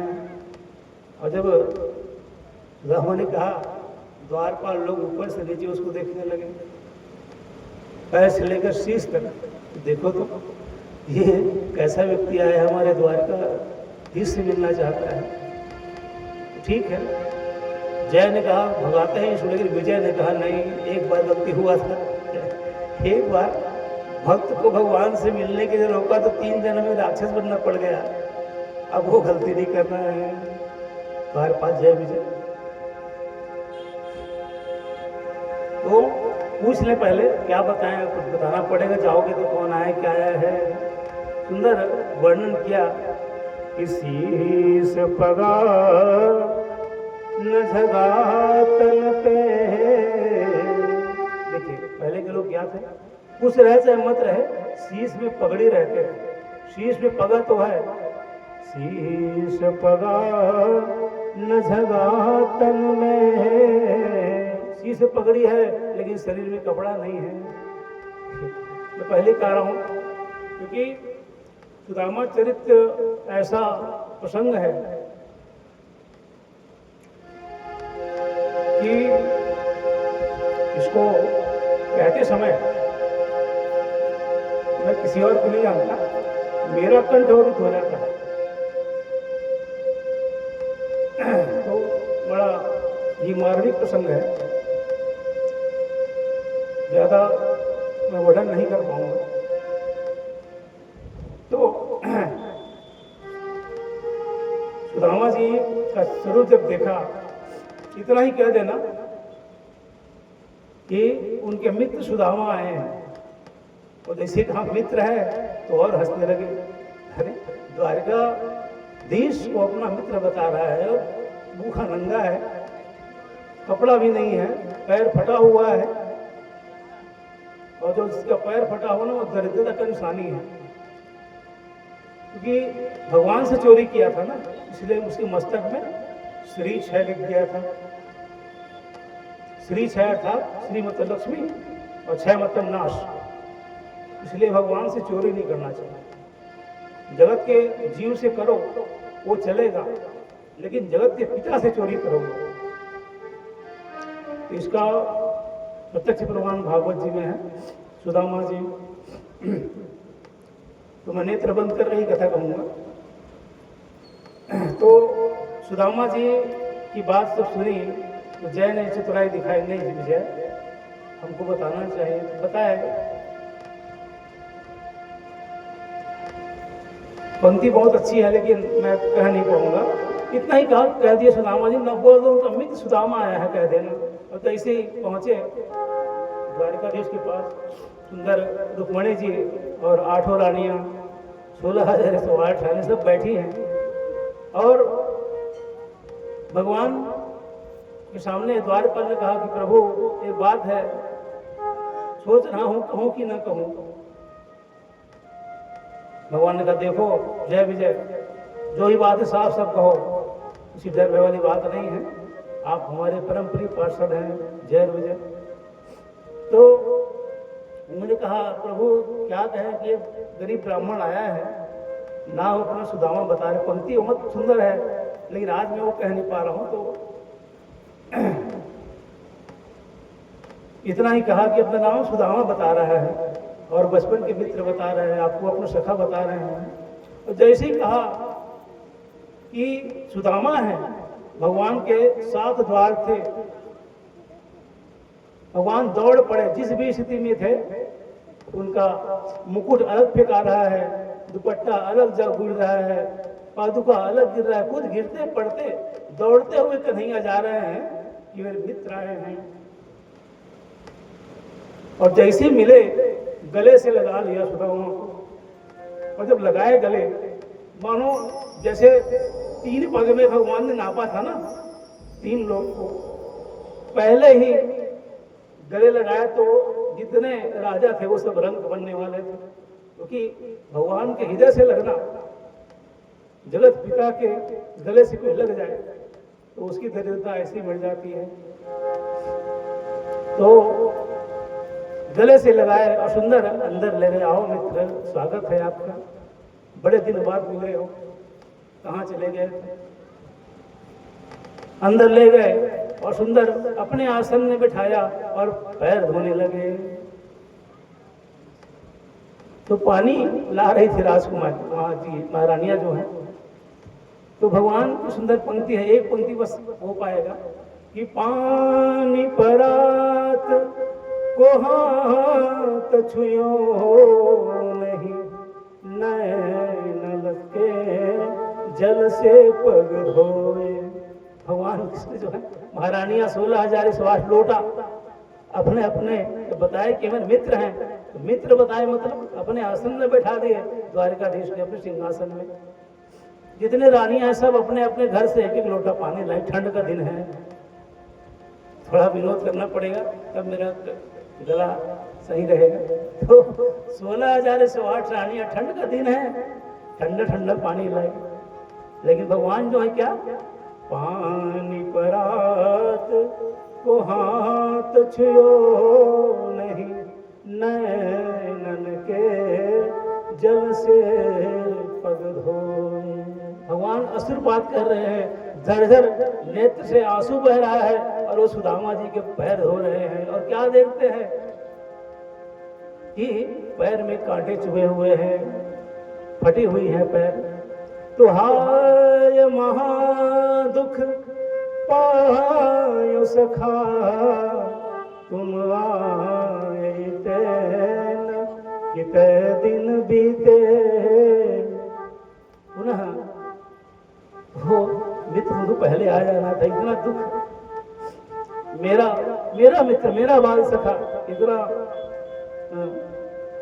निर्धनता में जीवन जी रहा था और मैं 16,108 रानी के साथ धिक्कार है ऐसा मित्र होने पर मुझे।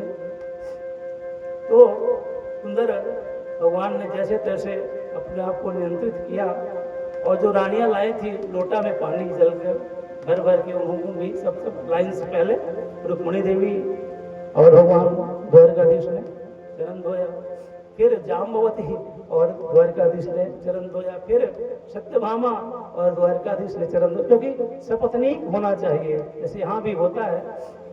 तो सपत्नीक पूजा हो रही है, सपत्नीक परीक्षित बैठे हैं और सपत्नीक ठाकुर जी का स्वागत भी होता है।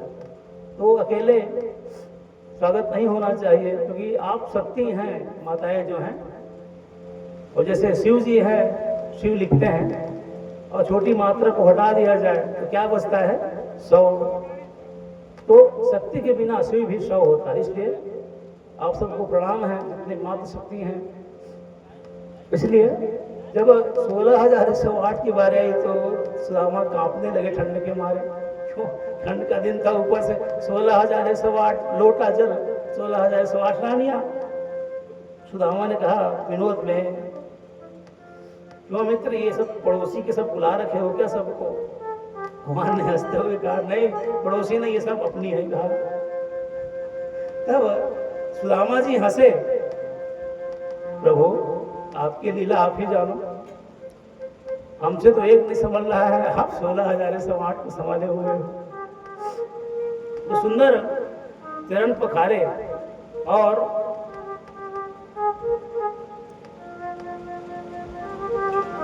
पूछा क्यों कन्हैया तू इतना वैभवशाली बना और मुझे दरिद्रता वही कारण क्या है? भगवान ने कहा देख सुदामा, वो चोरी की आदत तेरी अभी भी नहीं गई है क्या? उस समय चोरी किया था, अब भी चोरी कर रहा है। क्योंकि महिलाएं ना ज्यादा कुशल होती है अपेक्षाकृत पुरुषों की। बुरा न माने जो पुरुष बैठे हैं, व्यवहारिक जगत की बात हो रही है। तो तू कुछ नहीं लाया है मित्र, लेकिन मेरी भाभी मेरे लिए कुछ भेजी होगी, तू छुपा रहा है, अभी मैं देख रहा हूँ तेरे एक ही हाथ उठ रहा है, एक ही हाथ उठ रहा है। एक हाथ यहाँ में तो कांख में कुछ दबाया हुआ है, क्या दबाया दिखा कहा।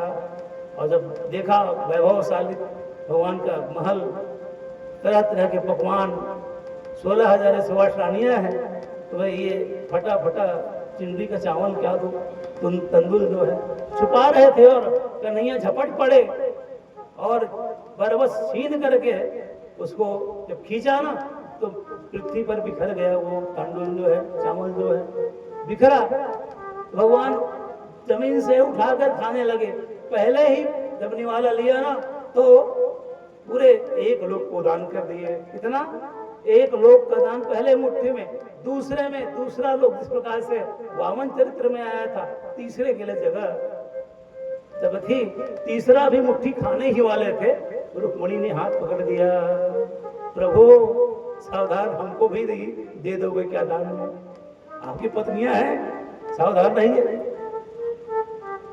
भगवान ने कहा देखो देवी, ये भोजन में विष मत घोलो कहा।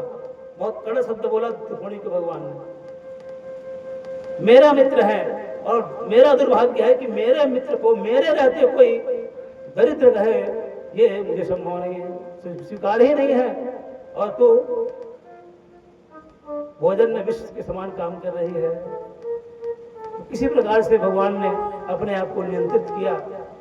रुक्मिणी मैया ने कहा प्रभु ठीक है आपके मित्र हैं, लेकिन हम भी आपकी पत्नियां हैं, तो आप हमको भी दे दोगे क्या? पूरा एक द्वारिका पूरी बचा हुआ है। सुंदर कथा आती है और थोड़ा विनोद हो जाए कि तब कथा आगे बढ़ पाएगी। एक व्यक्ति था, एक सुदामा का भाव क्या होना चाहिए? सुदामा की तरह ना सबका भाव हो, उस सेठ की तरह नहीं। सुंदर प्रसंग आता है कि एक सेठ जी थे, हालांकि संपन्न थे, लेकिन तृष्णा शांत नहीं हुई थी। लखपति थे, अब मैं करोड़पति बन जाऊं, ये भाव था उनका। एक नदी के किनारे घूम रहे थे, समुद्र किनारे, और नाराज हो गए भगवान से, प्रभु मैं चाहता हूं कि मैं धनाढ़ रहूं, मेरे से धनाढ़ कोई रहे नहीं, धनपति बनूं, ऐसा कुछ आशीर्वाद दीजिए। तब एक शंख दिया, ये शंख जो है इस तरह का शंख भगवान नारायण ने उसको दिया। और शंख की विशेषता क्या बताए? देख सेठ जी, शंख बजाओगे ना तो जो मांगोगे आपको मिलेगा, जो चाहो वो ये शंख देगा एक बार बजाने से। लेकिन विशेषता ये है कि तुझे जो मिलेगा ना उसका 4 गुना तेरे पड़ोसी को मिलेगा। क्या कहा? आपको जितना मिलेगा उसका 4 गुना तेरे पड़ोसी को मिलेगा। तो सेठ जी ने कहा क्यों प्रभु आप ये वरदान दे रहे हैं कि श्राप दे रहे हैं? फिर भी जैसे तैसे लिया, शंख को लिया और पेटी में बंद किया, ताला लगा के रख दिया। चाहे तो उपयोग कर सकता था, लेकिन क्या भाव था? ईर्ष्या, जलन जिसको बोलते हैं, कि अगर मेरा मान लो मैं शंख बजाया मान लो मेरा 4 मंजिला मकान बना, तो उसका कितना मंजिला बन जाएगा? कल्पना करिए, 4 गुना 4 चौके 16। तो ये भाव जब जाना तो वो शंख को बजाया ही नहीं, एक पेटी में बंद किया और चाबी को नदी में फेंक, उसी समुद्र में फेंक दिया। खोलना ही नहीं है, बजाना ही नहीं शंख को कहा। अब वो अपने खाने कमाने चला गया विदेश, और घर में जो सेठानी थी कब तक चले, वो तो आ ही नहीं रहे थे वापस। तो ताला को तोड़ा, पेटी के ताले को, और शंख को बजा दिया। शंख को जैसे ही बजाए तो सेठ जी सेठानी ने बजाए, सुंदर जो चाहे। तो पहले कल्पना क्या है, पहले तो भोजन हो, सुंदर 56 भोग प्रकट हुआ। तो पड़ोसी घर में तो पूरा लबालब हो गया। अब जब घर की बारी आई, सुंदर घर हो जाता, भगवान शंख बजाए, 4 मंजिला घर खड़ा हो गया। उसका 4 हुआ, पड़ोसी का उससे 4 गुना। अब सेठ जी आया, क्या देखता है, उसका घर जो है 4 मंजिला बना हुआ है, और पड़ोसी का पूछो मत, झमाझम बस पड़ोसी का घर है। तो समझ गया, वो बहुत नाराज हुआ सेठानी से। क्यों सेठानी, मैं मना किया था ना ये शंख को नहीं बजाना, और तू बजा दी रे। तो इसका उपयोग करने नहीं आया, और शंख लिया और शंख को बजाए सेठ जी। मैं नहीं बजा रहा, तो बजाए। और मांगना क्या, तेरे मांगना नहीं आया, देख मैं कैसे मांगता हूं। मांगना कैसा है, कहा शंख को बजाया, हे शंख देवता, आप मुझ पर प्रसन्न हो ना, तो पड़ोसी की एक आंख फूट जाएगा। क्या कहा, पड़ोसी की एक आंख फूट जाए। अब 2 ही आंख होता है ना? नहीं, अपनी एक आंख फूट जाएगा, मेरी एक आंख फूट जाएगा। देखिए, तो पड़ोसी के दोनों आंख फूट गई। मेरी एक आंख फूट जाए, पड़ोसी की दोनों आंख की बत्ती गुल हो गई। अब आप इतने में भी संतोष नहीं है ना, कहा मेरी एक हाथ टूट जाए। एक हाथ टूट गया, खुद का भी नुकसान हो रहा है ना। मेरी एक हाथ टूट जाए, पड़ोसी लुलवा हो गया, दोनों हाथ गायब। अब बेचारा पड़ोसी परेशान, ये भगवान ये क्या विपत्ति आ रही है मेरे ऊपर। अचानक मेरा दोनों आंख फूट गया, ऐसा क्या अपराध हुआ है, दोनों हाथ टूट गया। इसने भी शांति नहीं, फिर कहा वो सेठ मेरा एक टांग भी टूट जाए। उसका एक टांग टूटा और पड़ोसी का दोनों पैर गायब हो गया। इतने में भी नहीं, फिर क्या कहता है, मेरे घर के सामने 2 कुआं खुद जाए, चौखट में बाहर निकलता है द्वारी में। अब पड़ोसी के यहाँ 4 कुआं खुद गया, 4 ने 4 चौके 16 कुआं। अब वो बेचारा का हाथ है न पैर है न आंख है, लुढ़कते हुए आया, उस कुएं में गिरकर मर गया। अब वो देख रहा है, झांक रहा है एक टांग में, अरे देखो तो क्या हुआ, वो मर गया पड़ोसी। तब उसको शांति मिला, हाँ अब मुझे अच्छा लग रहा है। ये जो भाव है, ईर्ष्या जलन, ये नहीं होना चाहिए। सुदामा जी का भाव क्या था, सुदामा जी ने कहा देखो कन्हैया, मुझे कुछ नहीं चाहिए, मुझे केवल आपकी भक्ति चाहिए। जिसको चाहिए, जिसने तो भेजा है उसको दीजिए।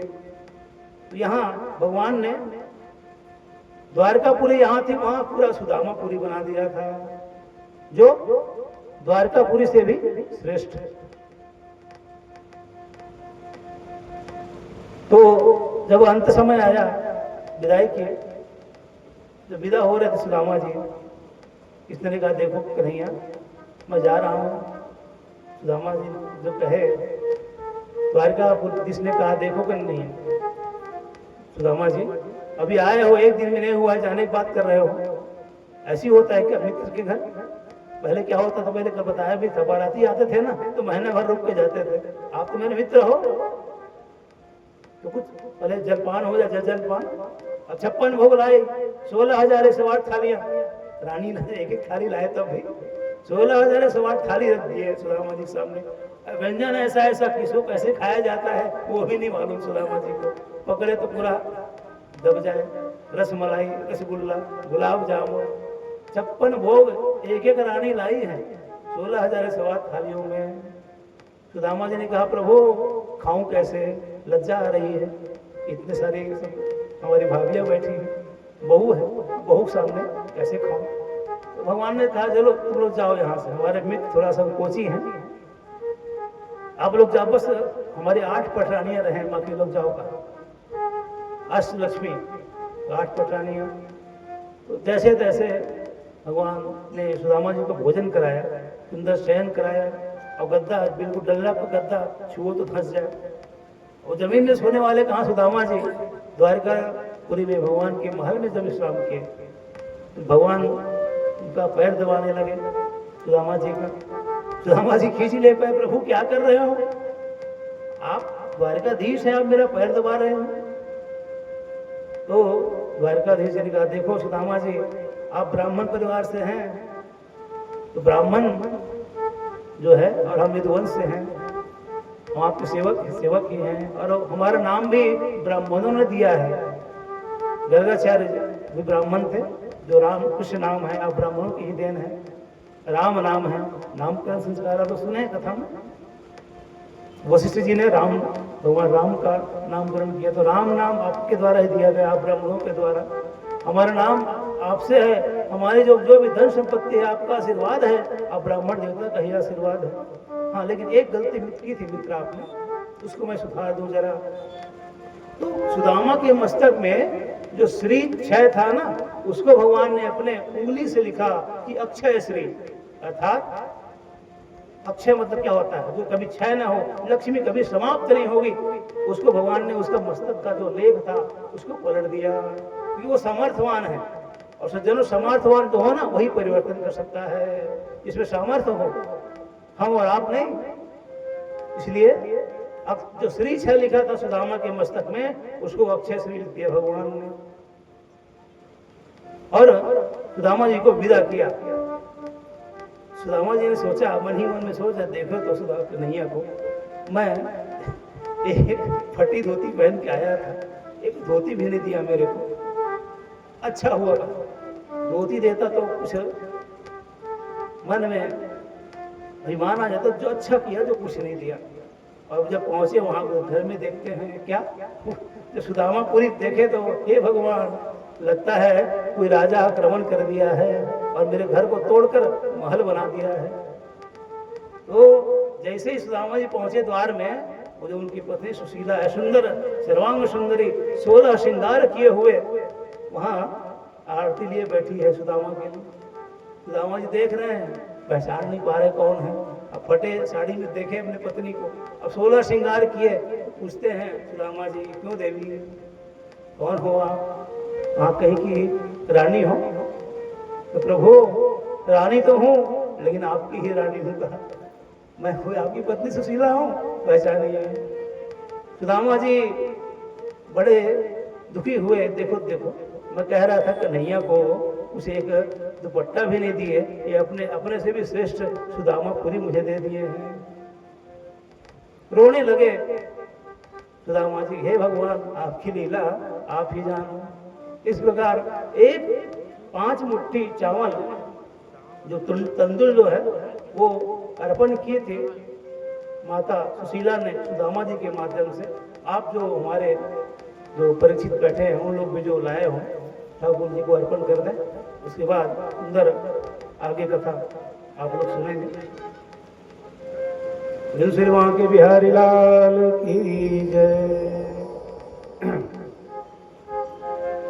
श्रीमन नारायण नारायण नारायण, श्रीमन नारायण नारायण, श्रीमन नारायण नारायण नारायण,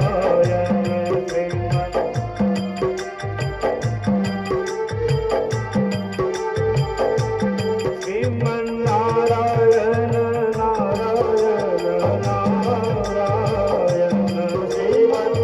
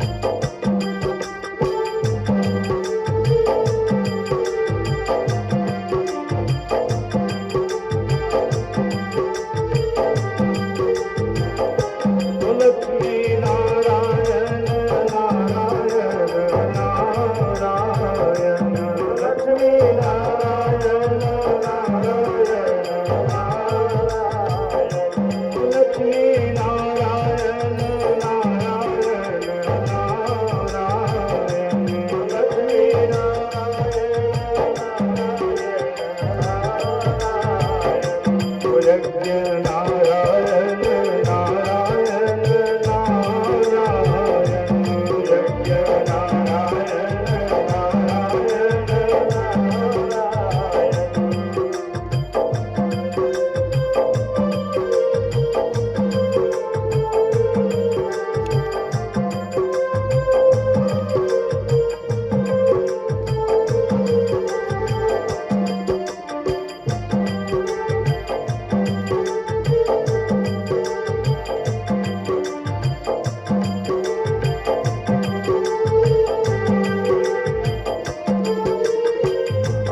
सूर्य नारायण नारायण नारायण सूर्य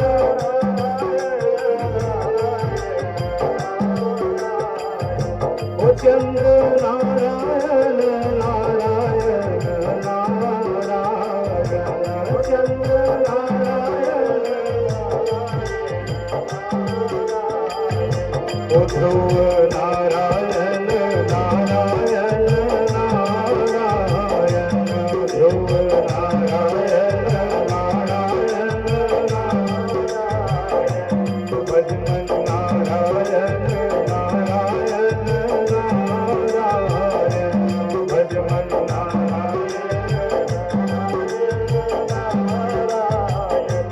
माता नारायण नारायण नारायण माता नारायण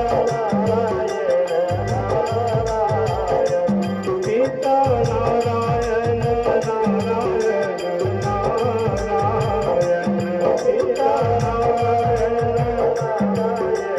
नारायण गुरु नारायण नारायण नारायण गुरु नारायण नारायण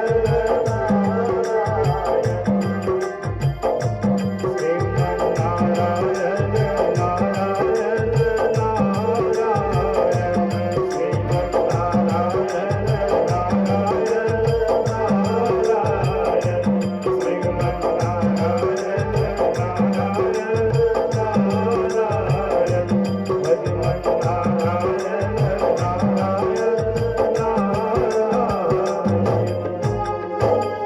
सुलेमान के बिहारी लाल की जय द्वारकाधीश सरकार की जय।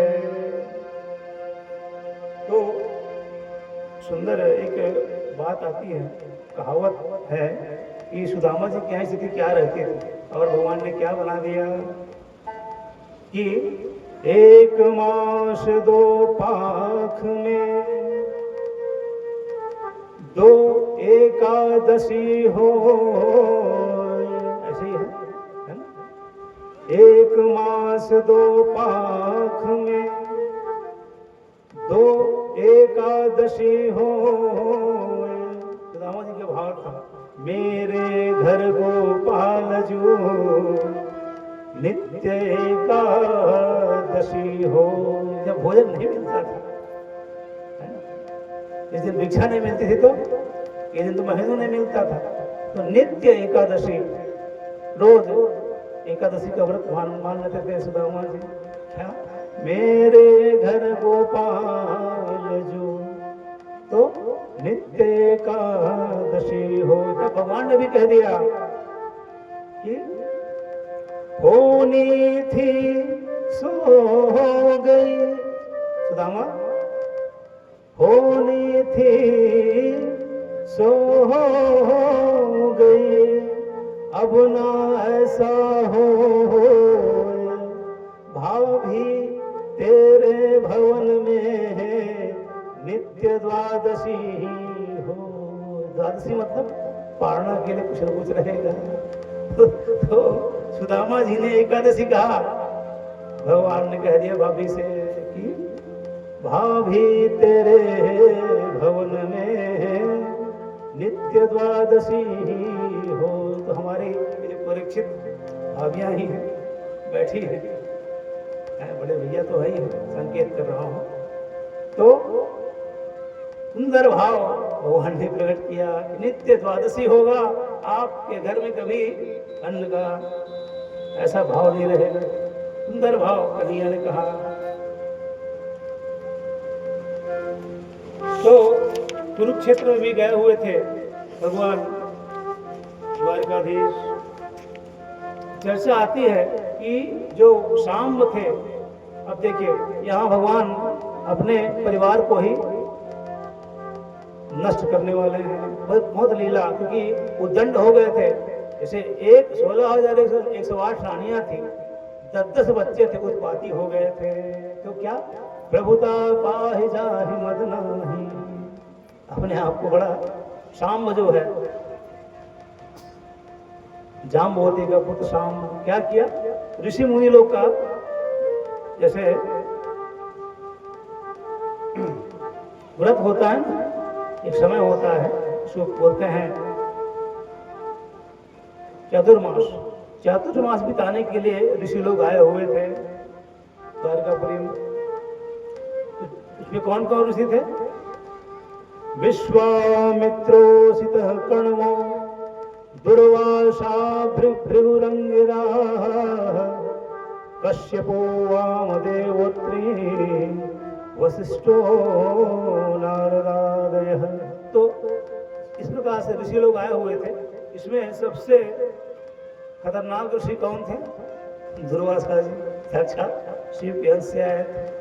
तो परीक्षा लेने के लिए वो जो शाम थे, जाम्बवती के पुत्र लड़का थे, लेकिन लड़की बन गए, महिला बन गए, श्रृंगार करके सुंदर, जैसे आजकल जिसको बोलते हैं हमारे छत्तीसगढ़ में परी। तो सुंदर लड़का था, लड़की बन के आया, पेट में कपड़ा भर लिया। और परीक्षा के दृष्टिकोण से ये जो हमारे यहाँ आए हैं साधु महात्मा, केवल वास्तव में संत है कि ढोंगी बाबा है? परीक्षा, देखिए मैंने पहले ही कहा था, साधु संत या ब्राह्मण या देवता परीक्षा के विषय नहीं होते, सब दोनों श्रद्धा के विषय होते है ना। तो उसको बाकी राजकुमार थे, उनको पकड़ के लाए हाथ में और दुर्वासा जी को पूछ दिए, जो महात्मा ये हमारी जो ये पत्नी है, ये गर्भवती है, इसके पेट से लड़का निकलेगा या लड़की? इससे पूछ दिया दुर्वासा जी से। क्या भरा था पेट में? कपड़ा को भर लिया था और पेट निकाल दिया। तो जब दुर्वासा ने देखा, वो तो ध्यान के देखते ही समझ गए ये हमसे विरोध कर रहे हैं। दुर्वासा जी का क्रोध बढ़ा और कहा, अच्छा मैं मेरा तुम लोग को विरोध करने के लिए, ठिठोली करने के लिए श्राप दे दिया। जिस गर्भ में तुम लोग मुझे अपने गर्भ में रखे हो ना, वहां से मूसल निकलेगा, उस मूसल से तुम्हारे वंश का नाश होगा, पूरा यदुवंश नाश हो जाएगा। श्राप मिल गया यदुवंश को दुर्वासा ऋषि द्वारा। जब जैसे ही श्राप दिए, दुर्वासा जी का भयावह क्रोध देखे भगे वहां सब राजकुमार, शाम भगे वहां से राजकुमार लोग, वहां से क्रोध से डर कर। और जो श्राप तो मिला था, जब गए वहां अपने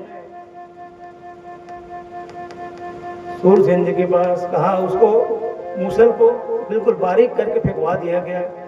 समुद्र में फेंका तो वही घास, एरिका नाम की घास होगी, और परस्पर घास से ही लड़कर आपस में मारपीट करके पूरे यदुवंश का नाश हो गया। लेकिन एक छोटा सा टुकड़ा बचा था, वो एक शिकारी ने अपने तीर के कमान होता है ना, बाण, उसमें नोक में लगा लिया। भगवान देखे स्वयं अपने वंश को ही नाश कर दिए, परस्पर श्राप दिलाकर। कि भगवान बांके बिहारी द्वारकाधीश जी की इच्छा के बिना कुछ हो नहीं सकता। वो स्वयं चाहते थे वो दंड होगा, मेरे जाने के बाद ये उत्पात मचाएंगे। तो पहले ही, अपने जाने के पहले ही अपने ही वंश को समाप्त कर दिया भगवान द्वारकाधीश ने, यदुवंश श्राप दिलाकर। और जब भगवान सुंदर एक पीपल वृक्ष के नीचे बैठे हुए थे, एक पैर पे दूसरे पैर को रखकर, सुंदर गुलाबी गुलाबी चरण भगवान द्वारकाधीश के, एक शिकारी ने देखा, लगता है कोई हिरण की जिह्वा है, गुलाबी गुलाबी दिख रही है। बाण का संधान किया और भगवान के चरण में पड़ा वो बाण जो है। जैसे ही चरण में पड़ा, भगवान भी अपने धाम को प्रस्थान कर गए, लीला धाम, जो इतना भी लीला करना था। लीला पुरुषोत्तम थे भगवान कृष्ण जी। और अपने परम धाम को प्रस्थान किए।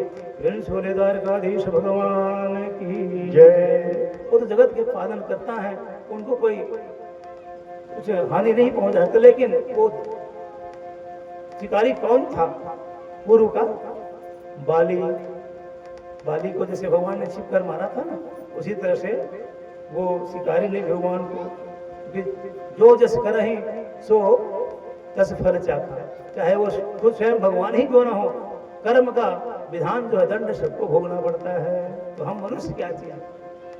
भगवान भी अपने आप को नहीं बचा पाए अपने कर्म से, कर्म के दंड से, तो हम और आप मनोती से सावधान हो जाए।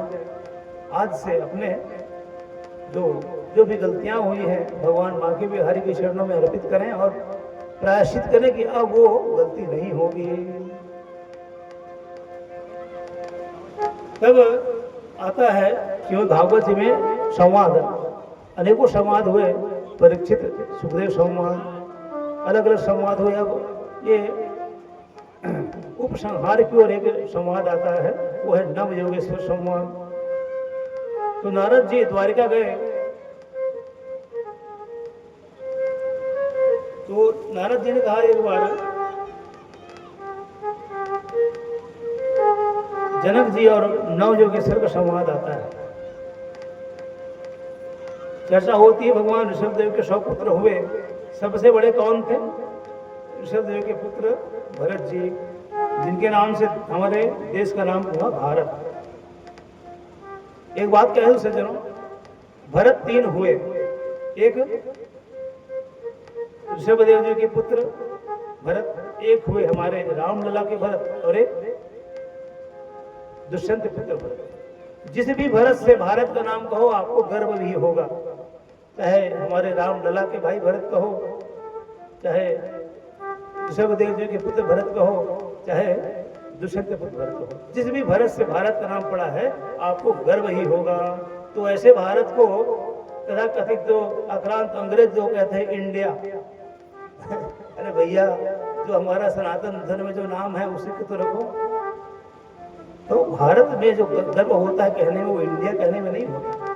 तो हमारा भारतवर्ष पहले तो अजनाब वर्ष था, कम से कम भारत तो कहो। इसलिए हमारा जो राष्ट्रीय गीत है, राष्ट्रगान, उसमें क्या है?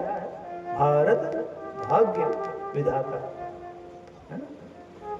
जनगण मन जो गाते हैं उसमें स्पष्ट लिखा गया है भारत। उससे भी जब हमारे राष्ट्रगीत गान में ही, राष्ट्रगान में भारत है, तो उसको आप इंडिया कहने वाले होते कौन है? तो उसका ध्यान रखें। फिर सूर्य मां के बिहारी लाल की जय। तो संवाद होने लगा, तब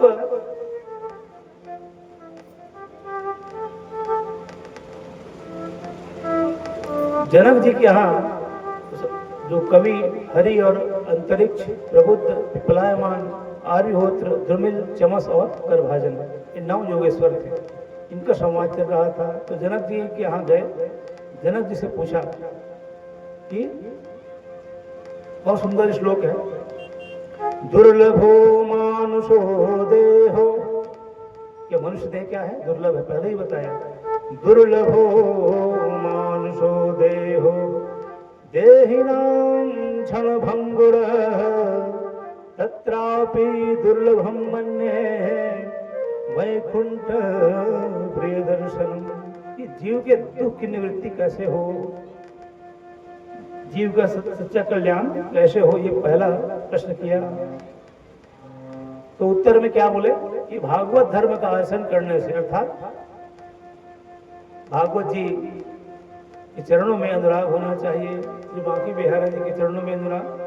तो भागवत धर्म का आचरण करने से जीव को परम पद की प्राप्ति होती है। भागवत धर्म क्या है? मैं इतने दिन कथा सुने हैं, आप वो समझ गए होंगे, है ना? तो उसका जो भागवत के अनुसार अपने भागवत जी में जो लिखा है या रामचरितमानस में जो लिखा है, उसके अनुसार अपने जीवन में उसको व्यवहार में उतारे, वही भागवत धर्म है। न कि किसी भी ग्रंथ को लाल कपड़े में लपेटे, नहाए, अगरबत्ती घुमाए और पोछ दिए, नहीं सके। तो जो ग्रंथ में लिखा है उसको अध्ययन करिए और वो अध्ययन को अपने जीवन में उतारिए कि हमारे शास्त्र, वेद, पुराण, उपनिषद क्या कहते हैं। यहाँ जो पाश्चात्य संस्कृति का अनुसरण हो रहा है उससे बचे। हमारे सनातन धर्म में अनेकों ऐसे ग्रंथ हैं जिसका परिपालन अध्ययन होना चाहिए।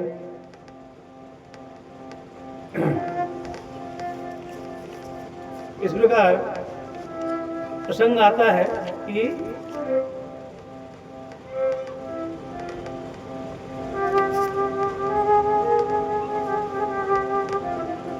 दत्तात्रेय जी का प्रसंग। अब अंतिम बिल्कुल कथा विश्राम की ओर है कि पर्याप्त समय हो चुका है।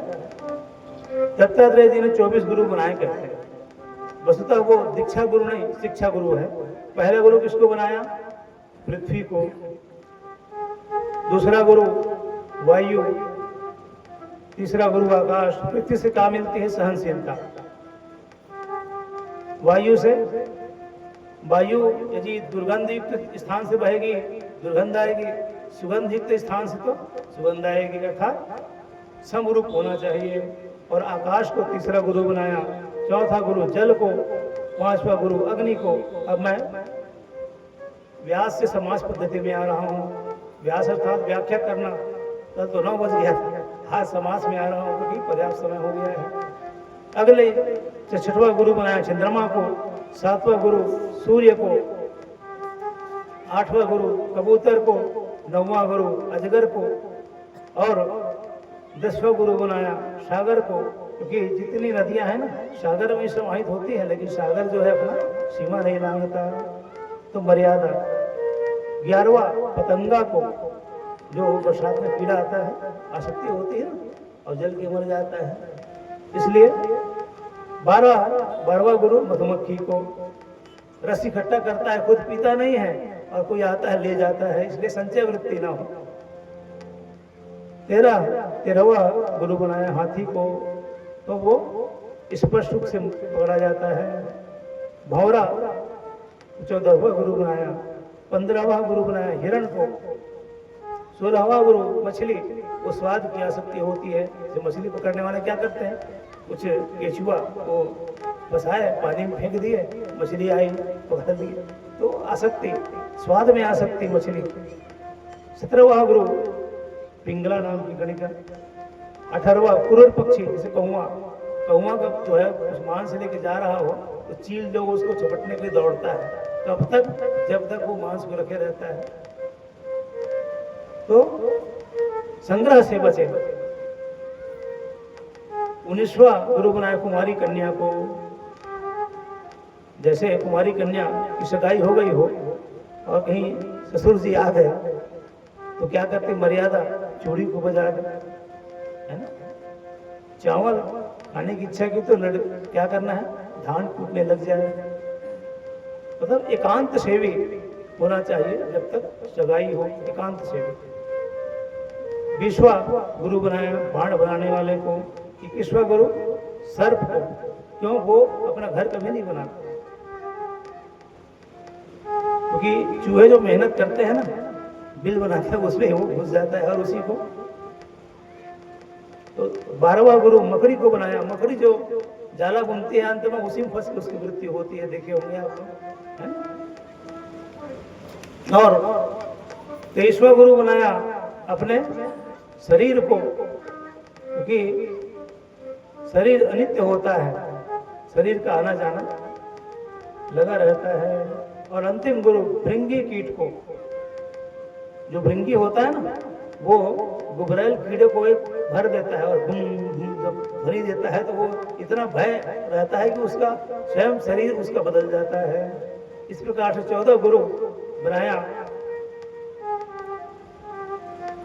दत्तात्रेय जी ने। इस प्रकार सुंदर आप सबने बड़े भाव से साहू परिवार के द्वारा इस मंगलमय श्रीमद् भागवत सप्ताह ज्ञान यज्ञ का सुंदर समायोजन किया।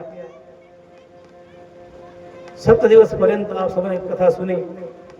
और फिर मैं पुनः करना चाहूंगा एक बार कि गोस्वामी जी ने जो बात लिखी है कि ये शरीर है ना, मोक्ष का धाम है, कि साधन धाम मोक्ष कर द्वारा, साधन धाम मोक्ष कर